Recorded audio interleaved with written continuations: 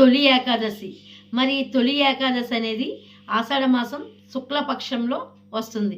మరి ఈ సంవత్సరం జూలై 25వ తారీఖు స్థిరవారం రోజు ఈ ఏకాదశి రావడం చాలా విశేషమైన రోజు.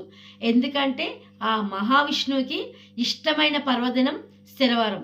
మరి అలాంటి రోజున ఈ ఏకాదశి రావడం చాలా చాలా విశేషమైన రోజు. మరి ఇలాంటి రోజున మీరు ఈ ఒక్క చిన్న రెమెడీ చేసుకున్నట్లయితే మీ ఇంట్లో అష్టైశ్వర్యాలు, భోగభాగ్యాలు, సిరి సంపదలు తులతూగుతాయి. అలాగే మీరు వెళ్ళే ప్రతి పనిలో కూడా విజయం మీదే అవుతుంది.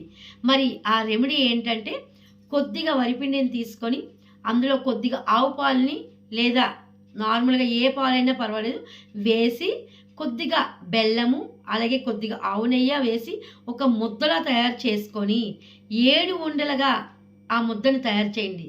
ఆ 7 ఉండల్ని ఒక ప్రమిదల మాదిరంగా మార్చుకోండి. అలాగే 7 తమలపాకులు తీసుకొని వెంకటేశ్వర స్వామి ఫోటో ముందు కానీ విగ్రహం ముందు కానీ ఆ 7 తమలపాకులని పెట్టి ఆట్లపై ఆ తమలపాకులపై ఈ ప్రమిదలు వరిపిండి దీపాల ప్రమిదలు 7 తమలపాకుల మీద పెట్టి ఆవు నెయ్యి వేసి ఆ దీపాలను గనక వెలిగించినట్లయితే మరి మీ ఇంట్లో వద్దన్న అష్టైశ్వర్యాలు మీ ఇంట్లోనే.